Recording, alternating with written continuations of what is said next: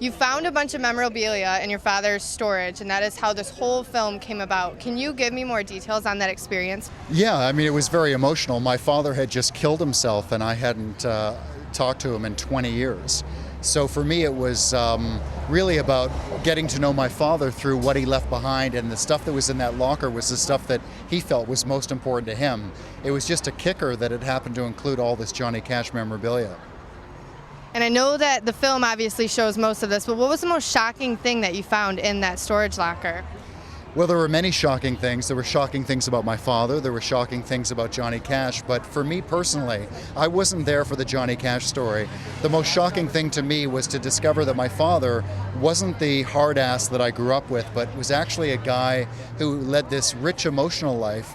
But because he was a 1950s guy and he wouldn't talk to his wife about his problems or admit anything but everything is great, dear, he dumped all of his problems, including his problems with Cash, onto these tapes. And this is contemporaneous stuff, so it was really mind-blowing to listen to it and to learn that my father was really self-aware and very complicated and ultimately a tragic figure. And did you ever have any experience with Johnny Cash personally yourself? Yeah, I was 9 months old on my first Johnny Cash tour. Forgive me if I don't remember that tour. But growing up, my brother and I spent a lot of time around Cash. I guess I felt great in school because my mom would come and pull us out of class as kids and take us to wherever Johnny and Saul were playing in North America. And invariably, it seemed the only time I got to see my dad was in some green room, in some stadium, in some American city, backstage. But I loved it, and Johnny always spoiled us. He knew that my father had outlawed candy in our home. So the first thing he did was grab handfuls of candy and give it to us just to get my father's back up.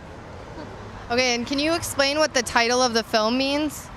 Well, My Father and the Man in Black. My father was Johnny Cash's personal manager from the 1950s to the 1970s, and he was my dad. So rather than call it Saul and Johnny, it's My Father and the Man in Black. Okay, and I understand that you had a very strange relationship, which you already brought up. Did you get any answers from going through all that footage and all that audio about your father and why he was the way he was? I did get a lot of answers. I mean, imagine having an experience which is so unusual, like getting to know your mother or your father before and after you were born. Not asking them today, what was it like back in the day, but actually hearing them talk about it. So it was very emotional. And the first tape I heard, for example, my father was my age when he recorded it.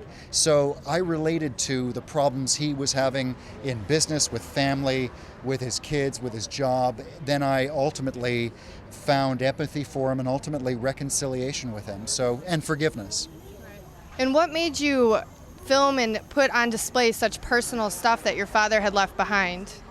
That was a very tough call. I never wanted to be in this movie. I shelved it for a long time because people told me I had to tell the story, but I live in fear of microphones and cameras, so I shelved it, and then I figured that I had to do it as an exercise of catharsis, and I was telling it for myself, and whether or not anybody liked the movie, I didn't care, or particularly care. Of course we all care, but I didn't do it for anybody but myself.